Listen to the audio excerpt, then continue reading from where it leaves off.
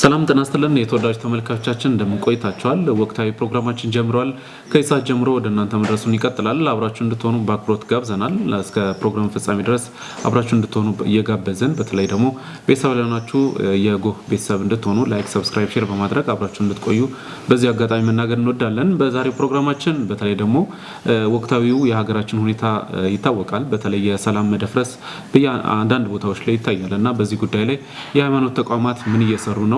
በዚህ ጉዳይስ ምን ነገሮች አዳዲስ ነገሮች አሉ? በተለይ ደግሞ በሃይማኖት ተቋማት እየወሰዱት ያሉት እርምጃ ምን ይመስላል? የሀገራችን ሰላምስ እንዴት ይመጣል? የሚሉ ጉዳዮችን ከባለሙያ ጋር ወይም ደግሞ ከሃይማኖት አባት ጋር ወይም ደግሞ ከሃይማኖቱ ከተለያዩ ሃይማኖት አባቶች ጋር እየመጣን እዚህ ፕሮግራም እንደምንሰራ ይታወቃልና ዛሬም እንግዳ ይዘን መተናል። እስከ ፕሮግራም ፍጻሜ ድረስ አብራችሁ እንድትሆኑ በአክብሮት ጋብዘናል። መልካም ቆይታ ይሆንላችኋል። ከፍታ ቆይታ በኋላ ተመልሰን እንመጣለን። ሰላም እንግዲህ እንኳን ደህና መጣ። እንኳን ደህና ቆያችሁ እናንተ። እሺ ምናልባት ስሞትን ያስተዋውቁና ፕሮግራሙን እንጀምር። የተለያዩ ተመልካቾችም ስለሚኖሩ ከዛ እንጀምር። ጥሩ ነው። ያው እኔ ፓስተር ተሰማ ይባላለሁ። በደቡብ ኢትዮጵያ ወንጌል በገጠር አገልግሎት በማስተባበር ሚስዮናዊን በማስተባበር አገለግላለሁ። ሌላ ደግሞ በጎ አድራጎት ደጉ ሰመራዊ በሚለው ድርጅትም ጋር በመተባበር ያው በጎ አድራጎት ስራም ላይ ተሰማርተን እንሰራለን። ያው የበለጠው እኔ ተሰምቶ እዚህ የመጣሁት ያው በሰላም ዙሪያ ነው። በኢትዮጵያ ላይ አሁን የነበረው ሰላም እኛ እያለን ቤተክርስቲያን እያለ ያው በጣም ድክመት ይሰማል። የማንጠብቀው ነገር መስማት የማይገቡ ነገሮችን እየሰማን ነው። በሚዲያም በተግባርም ብዙ ነገሮች እየሆኑ ነው። ለዚህ ጉዳይ ያው ቤተ እምነቶች ደግሞ አይመለከተንም ማለት ሳይሆን ይመለከተናል። እኛ ከማንም ፖለቲካ ነፃ ነን። ያው ቤተክርስቲያን አላማዋ በዚህ ምድር ሃይማኖት ተቋም ሁሉም ሰላምን ለማምጣት ነው የተቀመጠው። ያው ሙስሊም ሊሆን ይችላል፣ ኢትዮጵያ ኦርቶዶክስም፣ የኛ ፕሮቴስታንትም ሁሉም በሰላም ላይ መስራት አለበት። ያው ሰላም ስለሆነ አገር የሚኖረው ደግሞ አገራችን ኢትዮጵያ ነው። ምንኖረው ለኢትዮጵያ ነው። ያው ምንመላለሰው የትም ብንሞትም ብንኖርም ኢትዮጵያዊ ነን። ይሄ ደግሞ የታወቀ ነገር ነው። ከሀገራችን የሚበልጥ አገር የለንም ሌላ። ያው ለሀገራችን ክብር መስጠት አለብን። በተለይ ብዙ ወጣትም ሆነ ተቋማትም ላይ ብዙዎች አሁን ሌላ አገርን ያው ከፍ አድርጎ ማየት አላቸው። ግን እኔ አሁን ከውጫዊ ዜጋ ጋር ብዙ አመት 11 አመት ሰርቻለሁ። ጄራልድ ይባላሉ። ያው ዶክተር ጄራልድ ናቸው። ኢትዮጵያ ልሻዳይ መጀመሪያ መስራች 53 አመት ኢትዮጵያን አገልግለዋል። እኔ መቀበር የሚፈልገው ኢትዮጵያ ነው አሉት። ለምን? ኢትዮጵያ አፈሩ የተባረከ ነው፣ የቃል ኪዳን ምድር ናት። ሬሳይን እዛ ቅበሩ እንዳሉ 2010 ላይ በድንገት በመኪና አደጋ አረፉና ኢትዮጵያ ሚስዮናውያን መቃብር ቀበር ናቸው። ይሄ ማለት ብዙ ውጫውያን ኢትዮጵያን ይፈልጋሉ። ያው ኢትዮጵያ ትልቅ ተስፋ ያላት ሀገር ናት። ከዚህም በኋላ ከሷ ተስፋ ብዙዎች ይጠብቃሉ ብዬ አምናለሁ። ለምን? ሃይማኖት አገር ነው። ለዚህ አገር የመጀመሪያው ትውልዱ ክብር መስጠት አለበት። አገሩ ነው። ለዚህ አገር አብሮ ለመገንባት አብሮ ለመስራት ወጣቱም ቢሆን መነሳት አለበት። አባቶቻችን ከዚህ በፊት በአንድነት በጥሩ ሁኔታ መርተዋል። ግን በዛም ውስጥ ክፉ ዘር ተዘርቷል። ዘረኝነት፣ ጎጠኝነት፣ ጎሰኝነት የሚባል ነገር ብዙ ቦታ ተዘርቷል። ያ ነው አሁን እየታየ ያለው። ያንን ደግሞ የምንነቅለው እኛ ነን። ተስማምተን ተባብረን በፍቅር በአንድነት በፖለቲካም ላይ ችግር ካለ ገብተን የመፍታት ግዴታ አለብን። አይመለከተንም ብለን መሻት የለብን። ብዙዎች በቃ አይመለከትም የኔ ስራ አይደለም ብሎ የሚመለሱት አሉ። ግማሹ ደግሞ በፖለቲካ ገብቶም ፖለቲካውን የሚያራምድ አለ በሃይማኖት ተቋም። ይሄ ደግሞ መሆን የለበትም። ሃይማኖት ተቋም የሁሉ የጋራ አባት ነው። እዛ ውስጥ ነው ሁሉም ያለው። ያንን ደግሞ በአንድነት አገሪን ለመምራት መመካከር አለብን። አሁን የሰላም ምክክር ጎይ ቲቪ በጣም አመሰግናለሁ። ትልቅ አላማ ነው ይሄ። በዚህ አላማ የሰላም አምባሳደር ተመርጦ በዚህ ስራ ላይ ተሰማርቶ ሃይማኖት ተቋማት ሁሉም እንዲወያዩ አድርጓል። እኔም በዚህ ጉዳይ ነው ያው አደራው ተሰምቶኝ የመጣሁት 390 ኪሎ ሜትር አቋርጬ። ይሄ ማለት በዚህ ስራ ላይ ተሰማርተን መመካከር መወያያት ይሄ ትልቅ እድል ነው። ይሄ የማይገኝ እድል ስለሆነ በዚህ አንድነታችን ጸንተን መስራት አለብን። አንደኛ ኢትዮጵያ መጽሐፍ ቅዱስ ማህበርም ይሄን ጉዳይ ይመለከተዋል፣ እየሰራ ነው። በተቻለ መጠን ከነርሱ ጋር አሁን እንወያያለን። በአመት አንድ ጊዜ ቢሆን ነው። ስንወያይ አንዳንድ ችግሮች አሉ። ፖለቲካ እዛ ተቋም ውስጥም ሆኖ የሚያራምዱ ሰዎች አሉ። እነዛም ራሳቸውን እንዲቆጠቡ አገር የጋራ እንደሆነ እንዲያውቁ ፖለቲካ ደግሞ እንደማይመለከታቸው የሁሉ የጋራ አባት ስለሆኑ ለሁሉም ሳዳሉ እርቅን ማምጣት አለባቸው። እርቅን የማምጣት ኃላፊነት አለባቸው። ይሄን ካላደረጉ እግዚአብሔርም ይጠይቃቸዋል። ደግሞ ኃላፊነትም ያሉበት ቦታ እግዚአብሔር በጊዜው አደራ ሰጥቷል። ጊዜው የኛ ነው። ይሄን ካልሰራ ተጠያቂነትም አለ። ለምን የሚጠፋው የሚጎዳው አገራችን ነው። ወንድሞቻችን ናቸው፣ እህቶቻችን ናቸው። እነርሱ እየተጎዱ እኛ ቆመን ማለት የለብንም። ይሄን ችግሮችን ለመፍታት አሁን የመጣው የጋራ ምክክር ትልቅ ዓላማ አለው። በጣም ይለወጣል። ይሄ ምክክር ዓላማው የሚቀጥል ስለሆነ ትልቅ ተሳትፎ ላይ እየሰማ ትውልዱ ይሰማል። ማስተማር መምከር አለብን። ቃሉም ደግሞ ወንድሞች በህብረት ቢቀመጡ መልካም ነው፣ እነሆም ያማረ ነው። እግዚአብሔር በዛ በጎነቱን በረከቱን አዟል ነው ምለው። ይሄ በረከት ያለው በህብረት ውስጥ ነው። ዮሴፍን ወንድሞች ሸጡት ነው ምለው። ሲሸጡ አንዱ እንዲሞት ነው። ግን እዛ ውስጥ ህብረት ስለነበረ 11 ውስጥ አንዱ ምንድነው አለ ከምንገለው ብንሸጥ ነው ብሎ ነው ያሰበው። በህብረት ውስጥ ክፉ ሰዎች ቢኖሩ እንኳን አንዱ መልካም ያስባል። ህብረት ሲኖር በአንድነት ውስጥ መልካም ነገር ይወጣል መቼም ቢሆን። ይሄንን ደግሞ ህብረት ጥሩ ስለጀመረን ያው ክፉ ነገር ካለ ክፉ ሐሳብ የተጎዳ ሰው አልተጎዳም አንልም። ያው በፖለቲካ ውስጥ ብዙ ችግሮች ሊኖሩ ይችላሉ። ይሄን ደግሞ ከመንግስት ጋር የጋራ ሆነ የመፍታት ግዴታ አለብን። ያው ይሄን በመስማት በተለይ በአገሩ ላይ ችግር ለማምጣት በቤተሰቡ በህዝቡ ላይ በወንድሙ ላይ አደጋ ለማምጣት የሚያስብ አካል ቢመለስ ቢመካከር ችግር ካለ እንፈታለን ተነጋግረን በመድረክ ዙሪያ እንዲመጣ ጥሪ ነው። እኔ በራሴ በኩል አብዛኛውን ጥሪ ቢያደርግ ነው የሚፈልገው። አዎ ትክክል ፓስተር። በተለይ ደግሞ ከቅርብ ጊዜ ወዲህ በተለይ የኢትዮጵያ ውስጥ በጣም ብዙ ለህዝብ የሚያስቆጡ ወይም ደግሞ በህዝብ ላይ እንዲነሳ የሚያደርጉ ብዙ በተለይ ደግሞ በሃይማኖት ተቋማት የሚሰሩ ስራዎች አሉ። እንግዲህ እያንዳንዱ የሃይማኖት ተቋም ኃላፊነት እንዳለበት የዘነጋበትም ጊዜ ላይ ያለን ይመስላል እና በተለይ በየመድረኩ ወይም ደግሞ በየስብከተ ወንጌል በሚሰጥበት ቦታ በየአገልግሎት ባለበት ቦታ ላይ ህዝብን ከህዝብ የሚያጋጩ ሐሳቦች ሲነሱ እንሰማለን እና እነዚህ ነገሮች ዋነኛው የሰላም መደፍረስ ወይም ደግሞ የአንዱን ሃይማኖት የመነካካት ወይም ደግሞ የማጠርሸት ነገሮች የሚታያሉ እና እነዚህ ነገሮች መሰረታዊ ችግሮች አይደሉም ወይ ለሰላማችን መደፍረስ? እንደዚህ ያለ እሴት ወይም ደግሞ እንደዚህ ያለ ባህል አልነበረንም። ከቅርብ ጊዜ ወዲህ የመጡ ጉዳዮች ይመስላሉና በዚህ ጉዳይ የሃይማኖት ተቋማት ምን እየሰሩ ነው? በቀጣይስ ምን መሰራት? ትክክል ነው። ከዚህ በፊት እኔ በሚያውቀው ጊዜ ድላ ላይ አንድ አባት ነበሩ፣ ጋሽ ዘኪዮስ ይባላሉ። ድሮ ሃይማኖት ለኦርቶዶክስ አንድ በሬ፣ ለኢትዮጵያ ሙስሊም አንድ በሬ፣ ለፕሮቴስታንት አንድ በሬ ይሰጣል። ያው በዓል ሲደረግ ይሄ ህብረት ነው የሚታወቀው። ማንም የማንን ሃይማኖት አይነካም። በክብር ይወጣሉ፣ በክብር ይገባሉ። ያው ለቅሶ ላይ በእድር ላይ ሁሉም ቦታ እንደዛ ያለ ክብር ነበር። አሁን ግን ባለው ትውልድ ከኛ ቀጥሎ ያለው ጊዜ ትንሽ አንሶ ይገኛል። በተለይ የዛሬ 7 ዓመት ጀምሮ ብዙ በሃይማኖት ላይ ጥላቻ እየተፈጠረ ነው። ይሄ ደግሞ ከኛ አይጠበቅም። ለምን ሁሉም ተከባብሮ ሃይማኖት የግል ቢሆንም እያንዳንዱ የራሱ ጋራ ሆኖ አገር የጋራ ናት። እያንዳንዱ የራሱን አምልኮ ማምለክ ይችላል። ግን የሚያመልከው የሰላምን አምላክ ነው። ሌላ አምላክ የለም እኛ ውስጥ። በተለይ ኢትዮጵያ ላይ ሁሉም የሚያመልከው የሰላም አምላክ ነው። ከዚህ ሌላ አምላክ ሌላ መጽሐፍ የተጻፈ ያለ አይመስለኝም።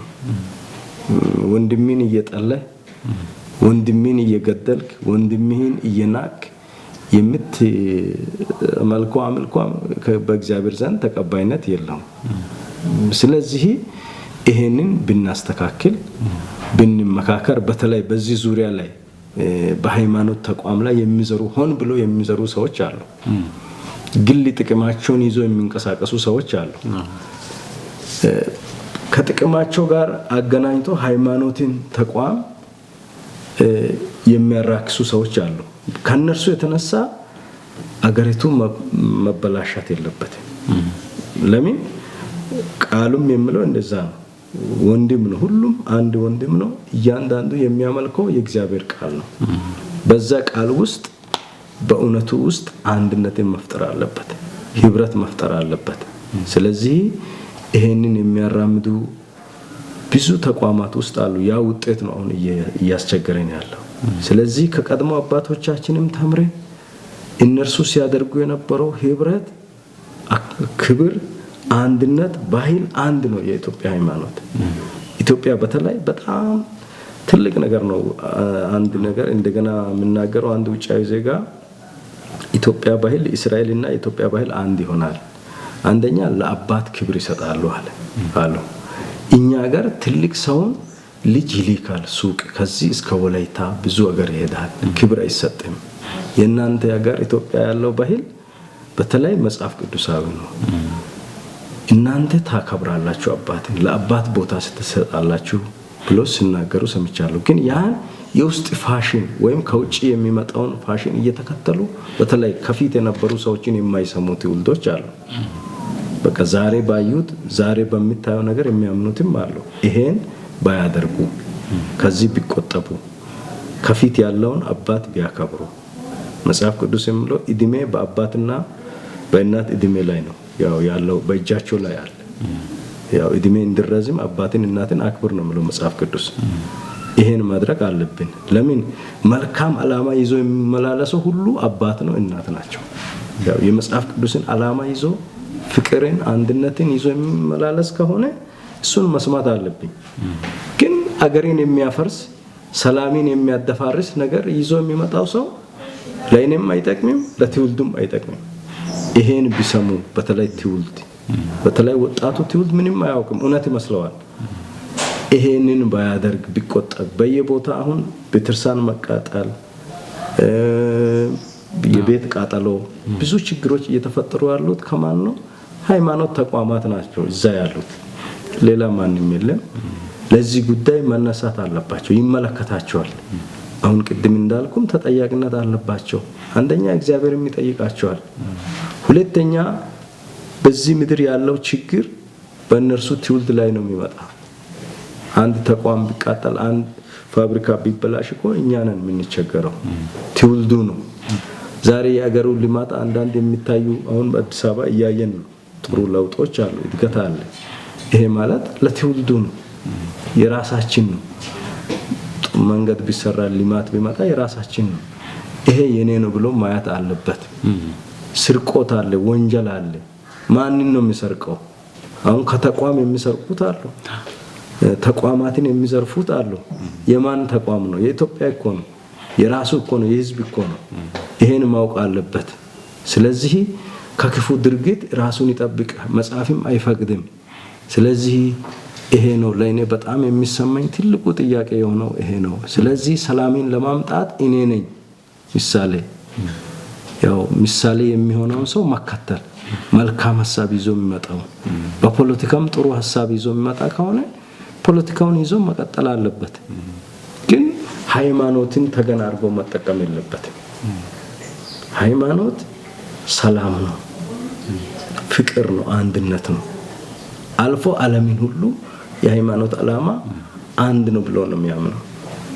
ከዚያ ውጪ እኛን ሊያደክሙ በተለያየ መንገድ የሚሄዱትን ያለ መቀበል ለምን አገር የራሳችን ስለሆነ ስለዚህ የኢትዮጵያ ጥያቄ ትልቁ የሆነው ማነቆ ይሄ ነው አሁን ፈተና የሆነበት ያው ፖለቲካ ጉዳይ ላይ የፖለቲካ ጉዳይ ለፖለቲከኞች መተው አለበት የሚል ሐሳብ እንዳለ ይታወቃል ግን አሁን ከቅርብ ጊዜ የምናያቸው ነገሮች ግን እንደዛ አይመስሉም በተለይ የሃይማኖት ተቋማት የሃይማኖት አባቶች የሃይማኖት ግለሰቦች ፖለቲካ ውስጥ ዝፍቅ ብለው የምናይበት ጊዜ በቁጥርም ትንሽ የሚባል አይደለምና ለምንድን ነው እንደዚህ ፖለቲካ ውስጥ የሚገቡት የሃይማኖት ተቋማት ምናልባት የሰላም መደፍረስም በሃይማኖት ተቋማት ጋር የምናየው ስነ ምግባርም የሚበላሸው በዚህ መንገድ ነው የሚሉ ብዙ ሐሳብ የሚሰጡ ሰዎች አሉና ይሄንስ ጉዳይ እንዴት ታያለህ?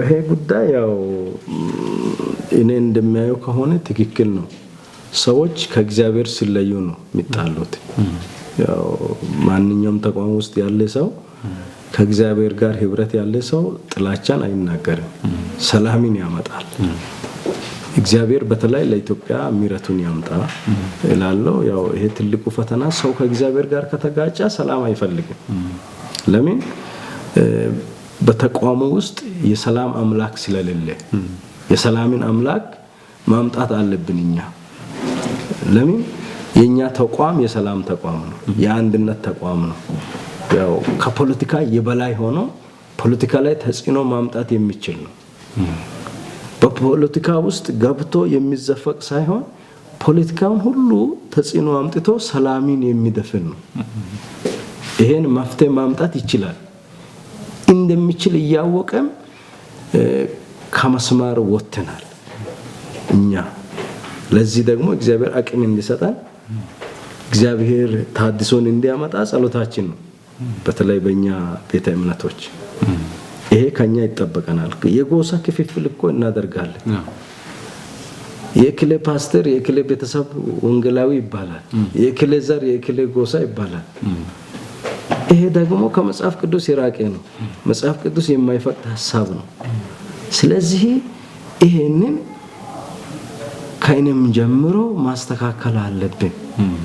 ማስተካከል አለብን ነገ እኮ እኛ ሟች ነን እኛን የሚቀጥል ትውልድ አለ አገሪን የሚመራ ትውልድ አለ ከኛ የሚወጣ እና እከለ ይሄን ሰሩ አገሪቱ ላይ ይሄን ጥላቻ አመጡ የሚባል ነገር ከኛ ባይወጣ እኛ ባናደርግ ጥሩ ነገር አስቀምጠን ጥሩ አሻራ አስቀምጠን ብናልፍ ይሻላል እላለሁ እኔ እንደኔ ስለዚህ ይሄንን አሁን ያመጡ ችግሮች ቤተ እምነቶች በሙሉ ከእግዚአብሔር ጋር መታረቅ አለባቸው አሁን ቅድም እንዳልኩም ለሰሩት ስራ ሁሉም ይጠየቃሉ አሁን የሁሉም ደግሞ በኢትዮጵያ መጽሐፍ ቅዱስ ማህበር ላይም ተሳትፎ እንደሚያደርጉ ይታወቃልና እንደው ምናልባት ምን እየሰራችሁ ነው ያላችሁት በተለይ ደግሞ ከደጉ ሳምራዊ በጎ አድራጎት ጋር በተያያዘ ረጅም ጊዜ እየሰራችሁት የነበረ ስራዎች አሉና ምናልባት ከመንግስትም ጋር አብሮ የመስራት እድሉም ነበራችሁና እንደው ሰላምም ከመፍጠር አንፃር ህብረተሰቡንም ከማገዝ አንፃር ምን ስራዎችን እየሰራችሁ ነው ያላችሁት በቀጣይስ ምን አቀዳችኋል እሱን ታንሳስቲ አሁን እንደኔ ትልቁ ዓላማ ያው በጎ አድራጎት ማለት ለራስ ነው ያው የኔ አባት የኔ እናት ስትቸገር ቆሜ ማለት የለብኝም ያው እኔ ከልጅነቴም ያው በጎ አድራጎት ላይ ወንጌል በገጠር በሚል ሚኒስትሪ አገለግላለሁ ያው ብዙ ሰፊ ባይሆንም አልባሳትን በመርዳት አንዳንድ ምግብ በመስጣት ትንሽ ስራዎችን እንሰራለን ውስጥ ለውስጥ ያስተባበረን ያው በአገር ውስጥ ያሉ ወንድሞች ጋር ያን ስራ እየሰራን ደጉ ሳምራዊ በጎ አድራጎት ድርጅት እንድረዳ ያው በደብዳቤ ጠይቀን ያው አሁን አብሮ እየሰራ ነው ቆይተናል በዛ ስራ ያው እኔ ያው መንፈሳዊ ዘርፍም ሆኜ በገንዘብም ቁጥጥር አገለግላለሁ በታማኝነት ከድርጅቱ የተቀበልነውን ቤት እንሰራለን ቤቶች ተሰርቷል የተወሰኑ ቤቶች ሕክምና እንሰጣለን ይሄን የምናደርገው ሃይማኖትን ለይተን አይደለም ያው ከኦርቶዶክስም ሊኖር ይችላል ከሙስሊምም ሊኖር ይችላል ከኛ ፕሮቴስታንትም ሊኖር ግን የተጎዳውን ወገን የሌለውን አይተን በጣም ሰው ከጎን መቆም የተናቁ ሰዎች አሉ። አሁን እኛ አካባቢ እኔ እንደሚያውቁ በደቡብ ኢትዮጵያ ውስጥ ጅብ በልቶ አንድ ልጅን ጅብ በልቶ ቤት ሰርተናል። ያው የት ነው ወደ ዋዳ የሚባልበት እዛ ጋር የወደቀ ቤት አይተን ፉጋዎች ይባላሉ ሸክላ ሰሪ ያው እንደኛም ሰው ናቸው ግን ከሰው ገለልተኛ ሆኖ የሚኖሩት አሉ። እነርሱ ወገን ስለሆኑ ገብተን ለነርሱ ቤት ሰርተናል። ቤት እዛ ስንሰራ ያው በአውሬና በጅብ እየተጎዱ ስለነበር ሰርተናል። ስንሰራ እዛ ያለው ቤተ እምነት ላይ ችግሮች አሉ፣ አይረዱም። በቃ ጥሩ ቤት ነው የሰራነው። ይሄ ቤት እኛ ማንኖረውን ቤት ለነርሱ ተሰራ ብሎም ተተችተናል። ሌላ ደግሞ የ666 አባል ናቸው ተብሎ ያው ያለማወቅ ያለመረዳት ይሄን የሚናገረው የሃይማኖት ተቋማት ውስጥ አሉ እንደዚህ ያሉ ችግሮች። ሌላ ደግሞ ሰውን ሲረዳ ሰው እንደሆነ አይተን ነው ምንረዳቸው። ሌላ ደግሞ ከጎን ሰው ከሌለ አሁን ወገን ከሌለ ከቤተሰብ ሰው ከሌለ ያው ሰው አይረዳም። በዚህን ጊዜ ግን እንደዚህ አይደለም መርዳት ያለብን እኛ ወርደን ገጠር አገልግሎት በተለይ በመለው ሚኒስትሪ ነው ያው 18 አመት ነው አገልግሎት ከጀመርኩ። በዛ ሚኒስትሪ ውስጥ ብዙ ችግሮችን አያለሁ። ያንን ለማገልገል ወስኜ ገባው ስላየሁበትም ነው። ይሄን ስናደርግ ፖለቲካ የሚዘሩትም አሉ። ለምን የኔ ወገን ይሰራ ለእክሌ ይሰራ የሚሉት አሉ። እኛ እንደዛ አይደለም አላማችን። የወደቀውን ቤት የተቸገረውን በጣም በችግር ላይ ያለው ማን ነው ብለን አይተን ነው እንደኛ እናለን። ኮሚቴ አለ ገብተን በራሳችን በሞተርም ቢሆን በእግርም ቢሆን ገብተን ያው ትራንስፖርት ችግር ነው ገጠር ውስጥ ገብተን እናገለግላለን።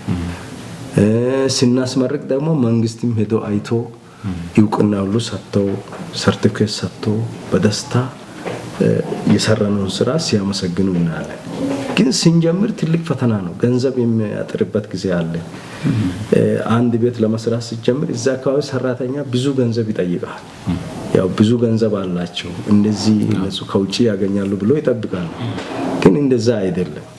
ያው ብዙ አንድ በጎ አድራጎት የሚሰራ ድርጅት ብዙ ስራ አለ የራሱ የሆነ ግን ያንን ከጎናችን ቆሞ ገንዘቡን ትንሽ ብረዳ ተቋም የሃይማኖት ይሄ የሃይማኖት ተቋም ስራ ነው።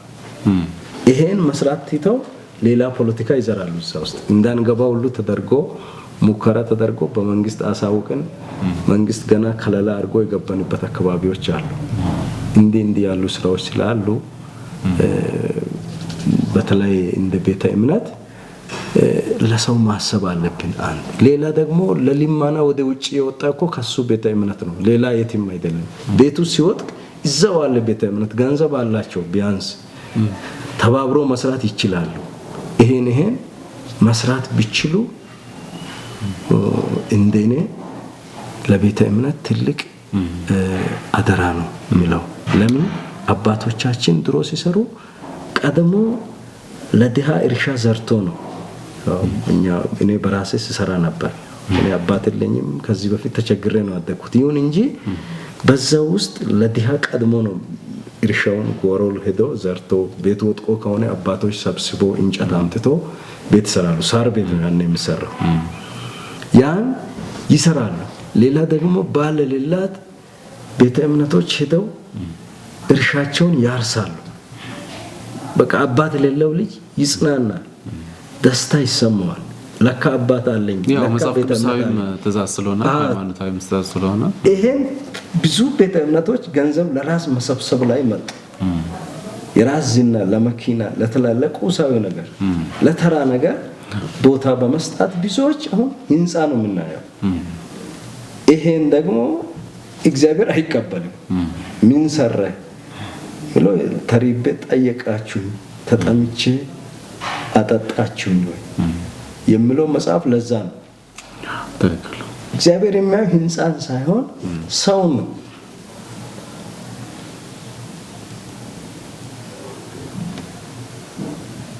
ስለዚህ እኔ አሁን ብዙ ቤት ለመስራት እቅዳለሁ።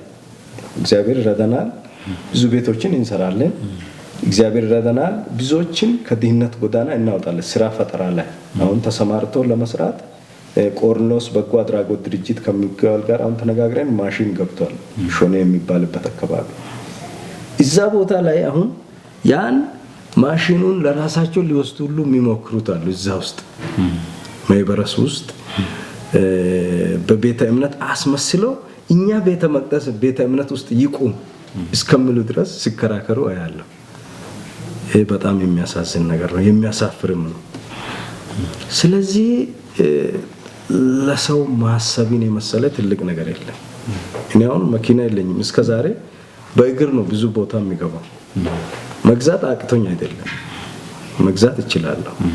ያው ገንዘብ ጠይቄ መውሰድ የሚችልበት ተቋማት አሉ። በየተለያዩ ቤተ እምነቶች በተለያየ መንገድ ማግኘት እንችል ነበር፣ ግን ያለ አግባብ አንጠቀምም። ሌላ ደግሞ ቅድሚያ መስጠት የሚገባው በምን ላይ ነው? አሁን ሞተር ተከራይቴ ነው አንድ ቤት ለመስራት እስከ 45,000 እንከፍላለን ለሞተር ክራይ። የመንግስት ተቋም እያለ እዛ አካባቢ ቤተ እምነት እዛ አካባቢ እያለ ያው ቢያንስ መንግስት ተቋማት ላይ አሉ ተሽከርካሪዎች። ይሄን ሁሉ እያደረገን ዋጋ እንከፍላለን ግዴታ ስለሆነ ያው እኔን ስለሚመለከት እንደዚህ ያለ በጎ አድራጎት ማድረግ አለበት። መንግስትም ከጎናችን መቆም አለበት።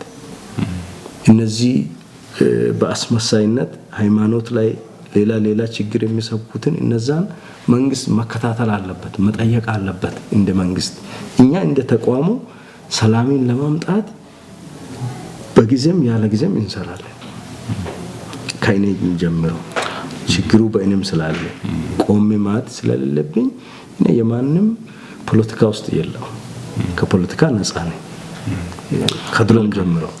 መልካም። እንደው ምናልባት ሰሞንኛ ጉዳይ ምናልባት ስለመስጠት ስለ በጎ አድራጎት ሲነሳ ሰሞኑን አንድ ሶሻል ሚዲያ ላይ ያየሁት ጉዳይ ነበር። በተለይ እንደ ሃይማኖት ተቋም ወይም ደግሞ እንደ ሃይማኖት አስተማሪ በተለይ ምን ልግስና ሲሰጥ ለሰው ሲሰጥ አደባባይ ምናልባት ቀደም እናንተም አደባባይ ላይ ሲሰጡ ለህዝብ ይፋ ያደረጋችሁ እንደዚህ ያለ ነገሮች ነው እንግዲህ 666ም ሌሎች ነገሮችም ሰማችሁን የማጥፋት ነገርም የመጣውና እንደው ሲሰጥ ምእመኑም ወይም ደግሞ እንግዲህ አገልጋዮችም ሁሉም አካላት ምናልባት ለተቸገሩ ለድሆችን መስጠት ለድሆች መድረስ እንግዲህ መጽሐፍ ቅዱሳዊም እንደሆነ ይታወቃልና ከዚህ ጋር በተያያዘ ስንሰጥ አደባባይ ላይ መሆን አለበት ወይ? አንዳንዶቹ ደግሞ አንዳንድ ሰው ደግሞ ደብቆ የሚሰጥ በጣም ብዙ ነገር የሚያደርግም ሰው እናያለንና እንደው እነሰራ ስራ ግን በተግባር ይመጣል። የሰራው ስራ ይወጣል አንድ ቀን እግዚአብሔርም ሰውም ያያል። ምናልባት ያው የዘረነው ዘር አንድ ሰው ተባርኮ እሱ ይሄን ያደርግ ነበር በሱ ምክንያት ይሄ ተሰርቶ ነበር ብሎ ኮስ ባይናገር እንኳን ይወጣል። በትክክል ነው። ደግሞ ብዙን ጊዜ እኔ በጣም ቤተ እምነቶች ላይ አሁን ሰው ተፋውሶ ብዙ በሽተኛ ተፋውሶ ሚዲያ ላይ ማውጣት ይፈልጋል። ግን መጽሐፍ ቅዱስ ደብቆ ነው አለ። ብዙ አንካሳ ዘሎ እውር አይቶ ራሱ አትናገሩ ብሎ ያለፈበት ነገር አለ። ይሄ የሚደረጉ ብዙ ስህተቶችም ሊኖሩ ይችላሉ። የስልጣኔ ጊዜም ስለሆነ ብዙ ሚዲያ ሰዎች ለመጠቀም ስለሚፈልግም ያደርጋል። እንዲህ ያሉ ነገሮች የሚያስወቅሱ ብዙ ችግሮች አሉ። ይሄን በየሚዲያ ያደረገውን እከሌ ይሄን ሰጣ እከሌ ይሄን አደረገ እንድሉ ብቻ ማድረግ የለብንም። ያ ሆኖ ይቀራል። ከሰዎችን ዋጋ እየተቀበልን የምንቀረው ያኔ ግን ብቻል በስውር ብናደርግ ወደሚያይ አምላክ ብንሰጥ ይሻለናል። ያው እሱ ያያላ እሱ ይከፍላል። የማይከፈል ነገር የለም። መጽሐፍ ቅዱስ በሰፈርኮ ይሰፈርልሃል ነው። የተጨቆነ የተሰፈረ ለማግኘት እግዚአብሔር ከፍ አድርጎ እንዲሰጥ ከፈለገ በተደበቀ መንገድ ጌታን ማገልገል ነው፣ ከፈጣሪ ለመቀበል እንደኔ ይሄ ነው። ግን አሁን በዚህ ሰዓት ውሸት እየበዛ ስለሆነ እንዴት እንደምናስተካክል ያው ይሄንን ያው ለአንዳንዶች ቀስ በቀስ በምክር በማስተማር ይገባቸዋል ብዬ አምናለሁ። መልካም። ያው ምናልባት እናንተም የበጎ አድራጎት ተቋሙም እንደ ቤተክርስቲያንም እንደ አገልጋይም እንግዲህ ፍሬያማ የሆነ ጊዜ ይኖራቸዋል ብለን ተስፋ እናደርጋለን። እነዚህ ነገሮች ሲስተካከሉ፣ እነዚህ ነገሮች ደግሞ መስመር ሲይዙ ነውና ሰላምም እንዲሁም ወጥቶ መግባቱም የሀገራችንም ሁኔታ የሚስተካከለው ብለን እናስባለን። ምናልባት እንደው ቀረ የምትለው መጨረሻ ሀሳብ ካለ እናንሳና በዚሁ የዛሬ ፕሮግራማችን እናጠናቅ። ያው አሁን ቅድም እንዳልከው በቤተ ክርስቲያን አሁን እየተሰሩ ያሉ ችግሮች አሉ። አሁን ድሆች ላይ አቅም ለሌላቸው እርዳታ እንስጥ ብል ቤተክርስቲያን ደስተኛ አትሆንም። ህንጻ ቢባል የተለያየ በጉባኤ ፊት ለሚደረገው ነገር ያው ለዛ ይሰጣሉ። ፓስተሮችም ቢሆን አገልጋዮችም ቢሆን ለዛ ቅድሚያ የሚሰጡት አሉ። ያኮረፉት አሉ። አሁን እኛ ገብተን ስንሰራ የሸሹት አሉ። ግን እነርሱን አሳትፈናል። ነው ይሄን ስራ አብረን እንስራ፣ የመንግስቱ ስራ ነው፣ የነዚህን ቤት አብረን እንገነባ ስንል የሸሹት አሉ፣ ያኮረፉት አሉ፣ ገንዘብ ገናት መልሶ የሚጠይቁት አሉ። ደግሞ ኃላፊነት ሰጥተን አይመለከተንም ብለው ጥሎ የሄዱትም አሉ። እንዲህ ያሉ ችግሮች ቢስተካከሉ በቃ ለሌሎች ማሰብ አለብን። በተለይ ኃላፊነት ወንበር ላይ ተቀመጠ ትልቅ ቦታ ከፊት የነበረን ሰዎች ለሰው እናዝን፣ እኒ ወርደን ገንዘብ አላቸው ቤተ እምነቶች በጣም ብዙ ገንዘብ አለ፣ ይዘን አንደም ህንጻ ከመስራት ይልቅ ልማት በድሆች ላይ እና እነርሱ ይለወጡ፣ ይልበሱ፣ ይጠጡ። ፈጣሪን እኮ ነው የሚያመሰግኑት። ሲያመሰግኑ እኮ እግዚአብሔርን ነው የሚያመሰግኑት። የሚከብረው እግዚአብሔር ነው፣ እኛ አይደለንም። ደግሞ ክብሩን እግዚአብሔር ከኛ ይወስዳል። ያን በማን አማካይነት ማን ነው ይሄን ያደረገ ብሎ እግዚአብሔር በራሱ ካሜራ አለው። የራሱ ካሜራ አለው እግዚአብሔር፣ ይቀርጻል። መላእክቶች አሉት፣ ይልካል፣ ያያል። ሁሉንም ማን ምን እንደሚሰራ ያውቃል። ይሄን የማያውቁት ናቸው ብዙ የሚቸገሩት ይመስለኛል። ያው እንደ ቤተ እምነት ይሄን ይስሩ፣ ወርዶ ሰላምን ያምጡ፣ እግዚአብሔር ያያል። በተለይ ሰላም ዙሪያ ላይ ዋጋ ካፍላችሁ እዩ ቤተ እምነቶች አደራ ይላለው። ከእኔም ጭምር እኔ እርቅና ሰላም ላይ ለመስራት አሁን ጊዜን ሰዓትን ለመስጣት ፈቃደኛ ነኝ። ለምን ስለሚመለከተኝ ከመጽሐፍ ቅዱስም ጋር የተያዘ ስለሆነ። መልካም እጅግ አድርገን እናመሰግናለን። እዚህ ድረስ እንግዲህ ጊዜዎትን ሰውተው ፓስተር እዚህ ድረስ እኛንም እንዲሁም ደግሞ ተመልካቾችን አክብረው ስለመጡ እጅግ አድርጌ አመሰግናለሁ።